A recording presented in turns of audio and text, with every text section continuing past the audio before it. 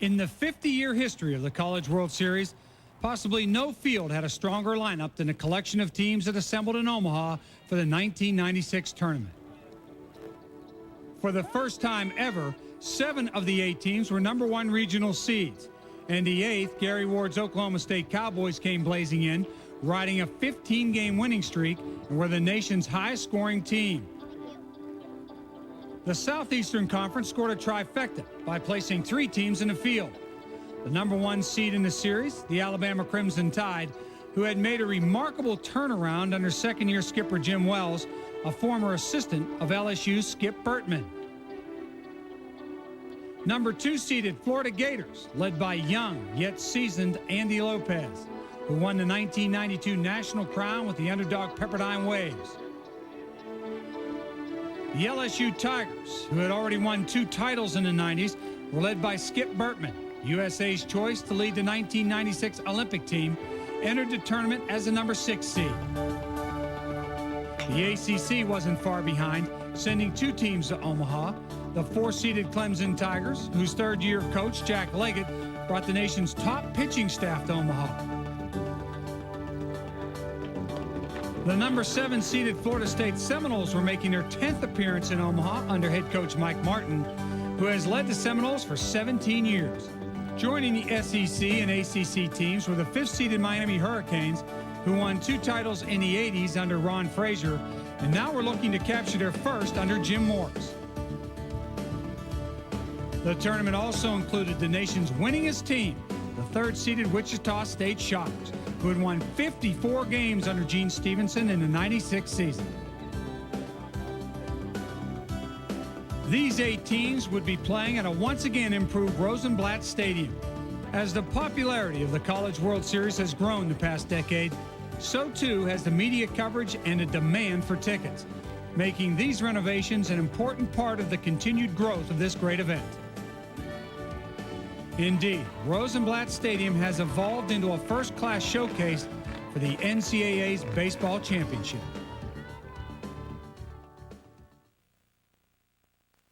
Let me tell you something about heroes. They ain't like you and me. Look at Griffey, the way he taps the spikes and grows the tee, punches the glove and flips the lid, signs the hat, eats the dirt, and twirls the lumber, warms it up and works the crowd. The way he holds the pose, slams the wall, anticipates, and always thanks his mother. Let me tell you about guys like him. They ain't just playing stick. This is Major League Baseball featuring Ken Griffey Jr. with Reality Bat for infinite swings. It's only on N64, only on Nintendo Sports.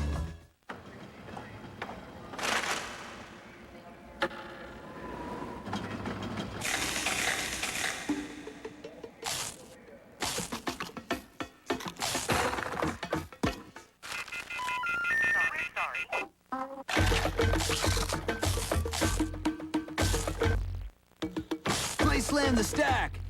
You could win instantly. Yeah! Snowboards, mountain bikes, other stuff.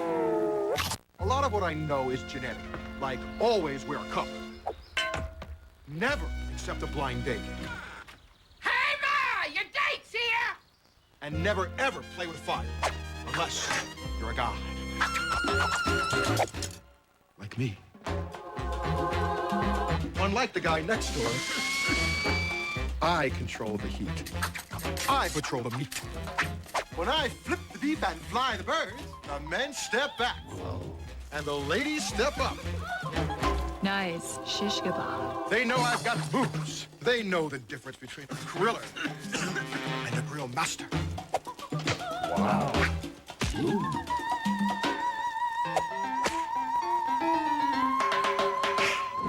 Grill Master with flame control for sure starts, even heat, and less flare-ups. Call for information on our 98 lineup. Grill Master. You can't be one without one. The dramatics of the 96 College World Series descended quickly on Rosenblatt Stadium as Alabama and Oklahoma State inaugurated the 50th anniversary. OSU starter John Adkins was just 2 outs away from a complete game victory when Alabama's David Tidwell jolted life back into the Tide with a solo shot that made it a 1-run game at 5-4. Alabama manufactured 2 more base runners, and then their big first baseman pulled off the shocker.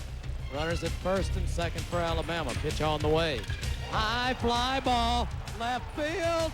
It is gone. Alabama's won it. A 3-run homer in the bottom of the ninth by Big Daddy. Alabama has come back and won this ball game. It's his second home run. I think Oklahoma State is stunned, and Alabama is overjoyed. Game 2 between Miami and Clemson featured a pitching matchup between two 14-game winners. Hurricane ace Clint Weibel, who had lost just 3 times, and collegiate baseball's National Player of the Year, Chris Benson, who was undefeated for the season. Both pitchers, though, struggled through the first inning. Miami scored 3 times off Benson, the first 2 coming on a bases-loaded single by team RBI leader T.R. Marcinzik, who scored Ryan Grimmett and Rudy Gomez. But the Tigers came back with 2 in the bottom of the inning, and junior left fielder Gary Burnham drilled the gap in left center for a 2-run double, scoring Kurt Boltman and Jason Emblem.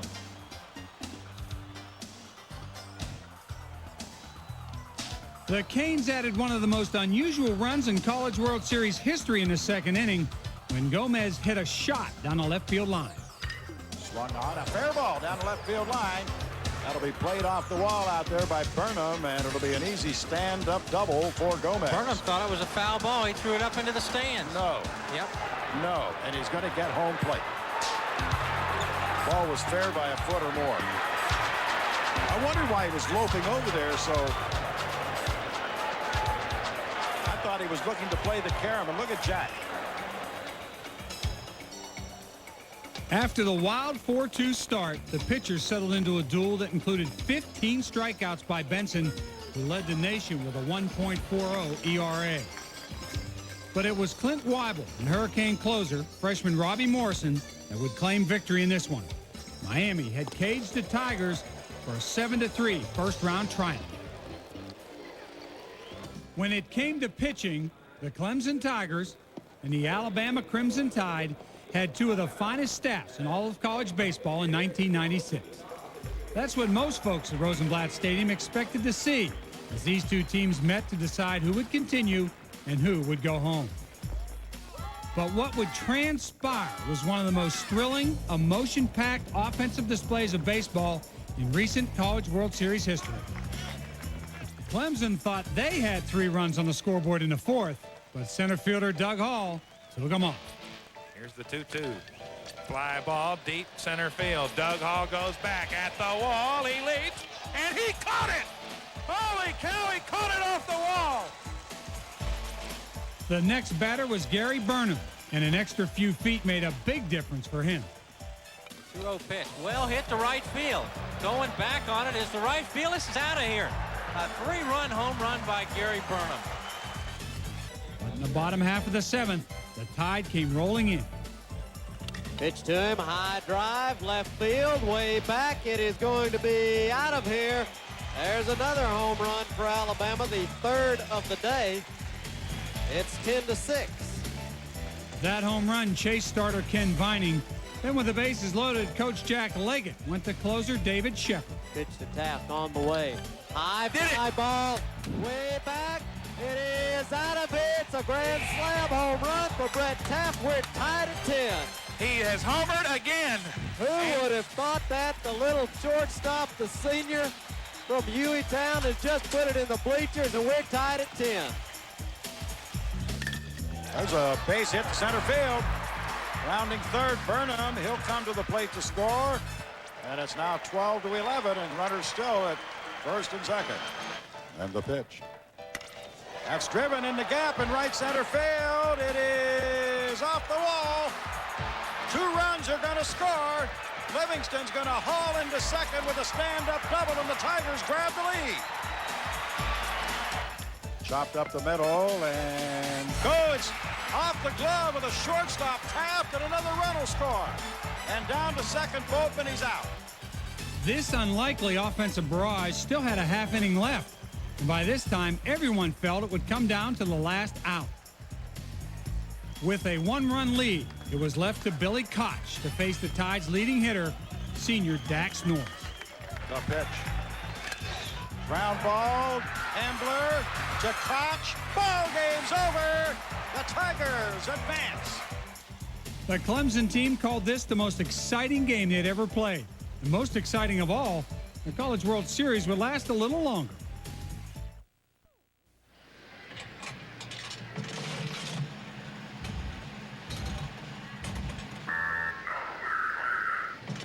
As a business owner, you could advertise to everyone.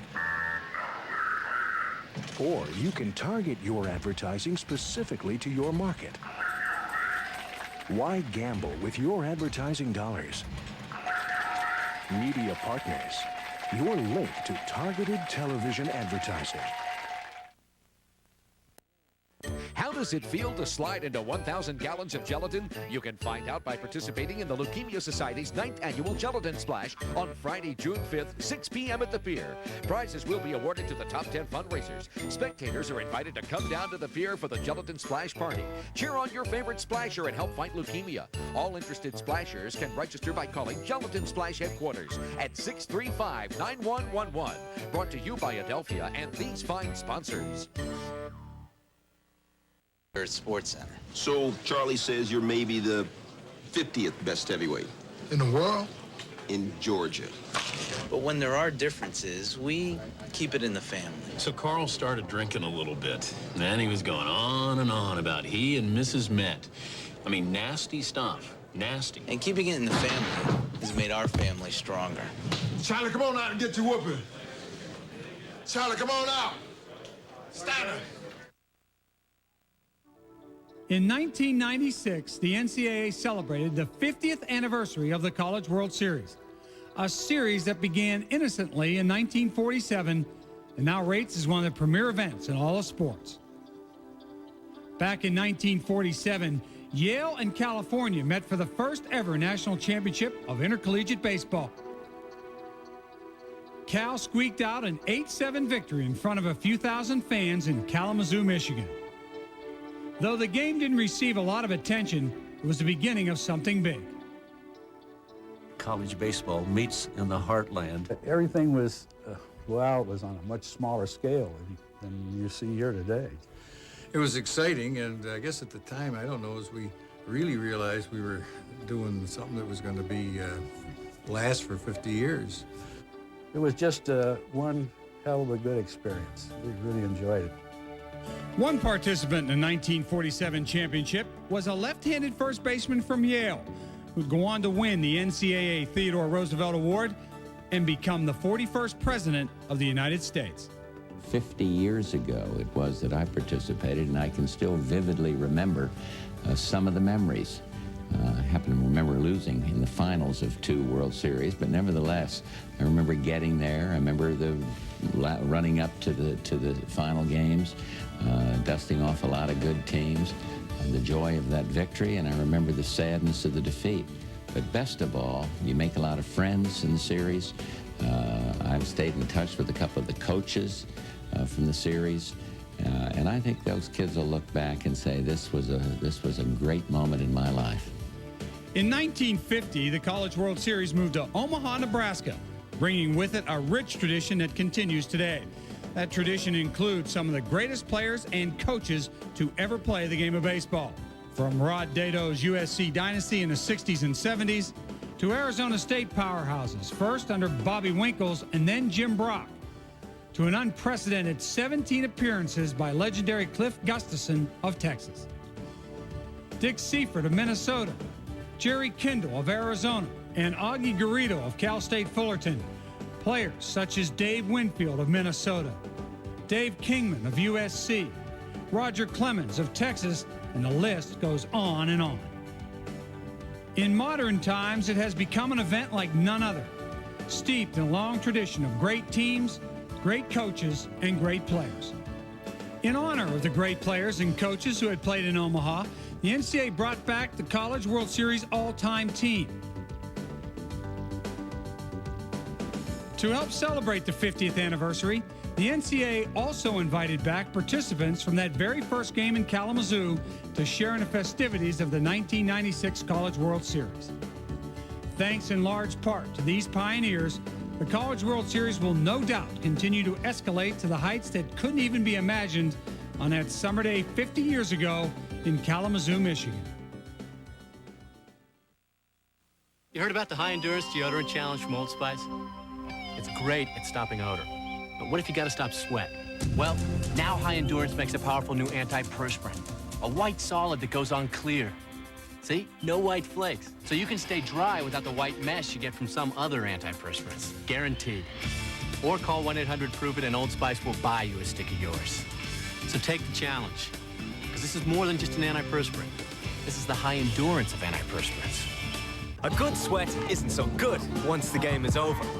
That's why there's Irish Spring Sport. It has an extra antibacterial ingredient that kills odor-causing germs better than regular soap. It's Irish Spring Sport. Play as hard as you like. This is a cool thing. Actually, this doesn't have much to do with sports. This was in an aquarium my dentist had, and first time I got my teeth cleaned, I was waiting out there for like so long. I don't know what it is about some doctors. They just make you wait. That's my first introduction into that. That's why I don't really go to doctors anymore. But anyways, I was waiting, and I was just playing around with the fish. I just sort of clipped it. A little 5-finger discount. Yeah, that's something I'm proud of.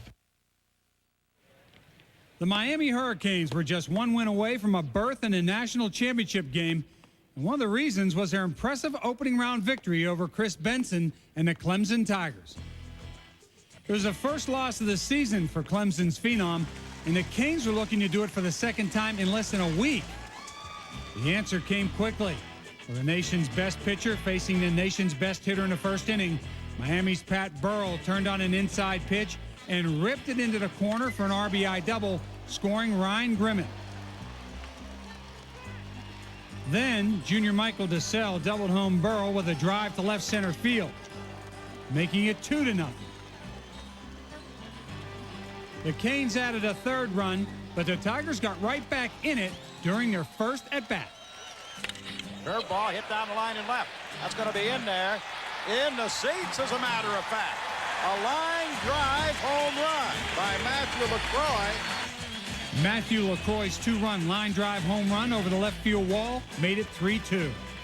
But the torrid Hurricane bats couldn't be tamed even by the country's finest.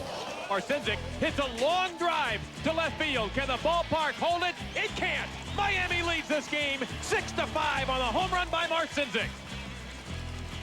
Sagisi with a fly ball towards center field. Coming in is Rhodes. Coming in, it's going to be a base hit. He can't get it. Miami leads it 7-5. It's a shot toward the gap. If that drops in, it's going to drop in. Miami leads this ball game 8-5. Gomez is going to try for 2.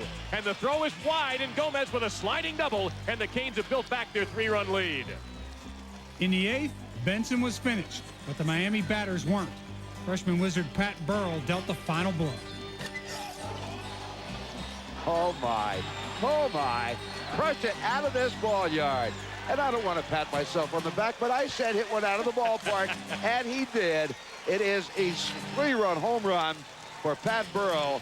So he puts on the Superman cape again and slaps it out of here. And this ball game, I think, is going to be out of reach now for the Clemson Tigers. It is 12-5 on Pat Burrell's 23rd home run of the year. Freshman closer Robbie Morrison shut the door in a Hurricanes 14-5 triumph. This Clemson team had gone further than any in school history, but the Miami Hurricanes were going even further. The Canes were going to the title game.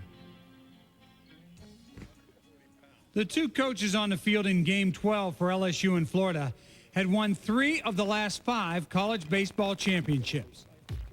And they would square off in this Bracket 2 final to determine who would face Miami for the '96 title. For Skip Bertman's LSU Tigers, a victory would vault them to their 3rd title game of the 90s.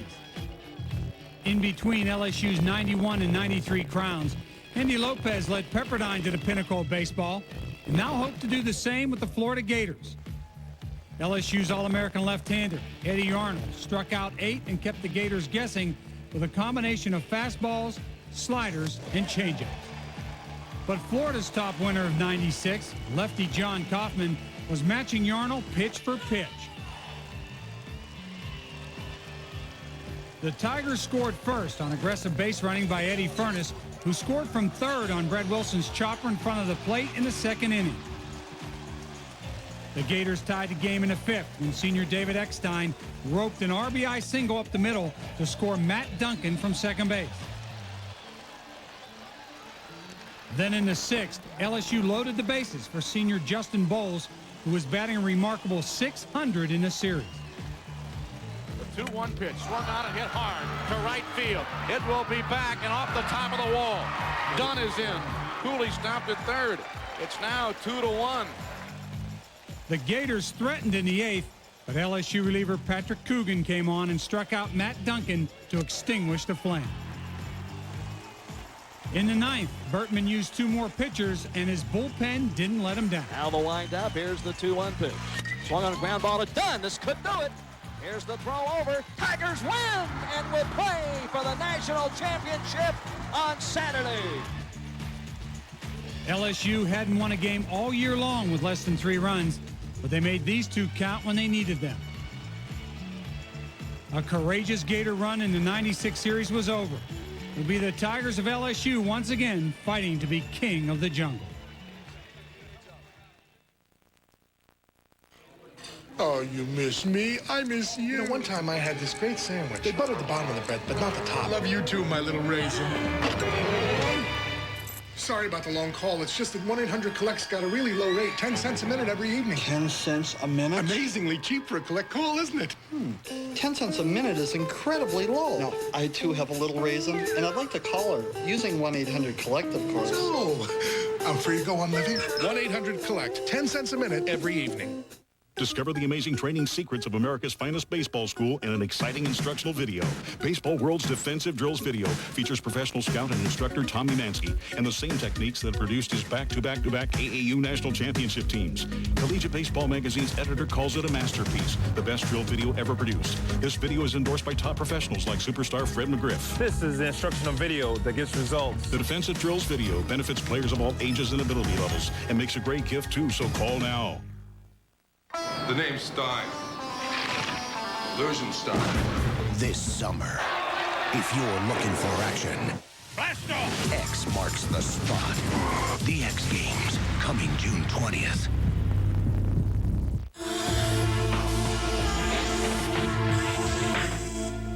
As the moment arrived to crown the 50th national champion in college baseball history, it was appropriate that two schools with a long tradition at the College World Series would take center stage for the 1996 title. The Miami Hurricanes, who won 2 national championships in the 80s, were facing the LSU Tigers, who had already captured 2 titles in the 90s. The winner would become just the 4th school in history to win 3 baseball championships. The Canes were blistering hot, hitting a College World Series record .377 and averaging an amazing 12 runs per game in their 3-game sweep through Bracket 1. The Tigers, nicknamed the Bayou Bombers en route to an SEC record 130 homers in '96, had instead relied on 3 strong pitching performances to cruise undefeated through Bracket 2. The Hurricanes sent J.D. Arteaga to the mound for the title game. Arteaga sported a 12-1 record. The Tigers countered with Kevin Shipp, who notched saves in 2 of LSU's 3 wins in Omaha. Shipp now had to face the Canes' scorching bats. The Canes wasted no time in continuing their torrid hitting pace. Junior left fielder Michael DeSalle stroked a bases-loaded single in the top of the 1st inning, bringing home Ryan Grimmett and Pat Burrell for a quick 2-0 lead.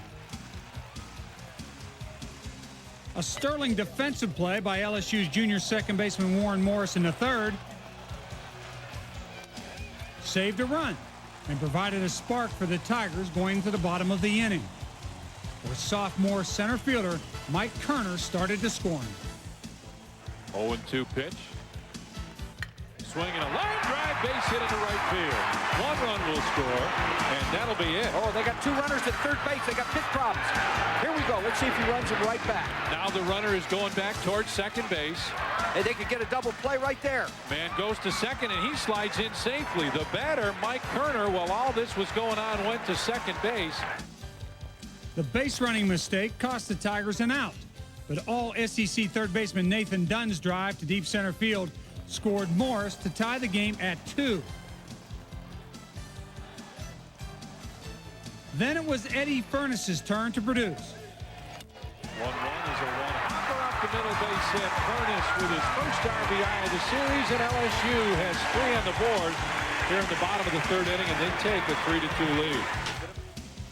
The record crowd of nearly 24,000 at Rosenblatt Stadium saw the Hurricanes tie the game in the 5th after a sacrifice fly by DeSalle. Then junior shortstop Alex Cora sent a drive to deep left field. For us, swinging a fly ball to left field, pretty well hit now. Cooley's got to go back. The ball races away, and Cooley dives to make the catch. Oh, he drops it.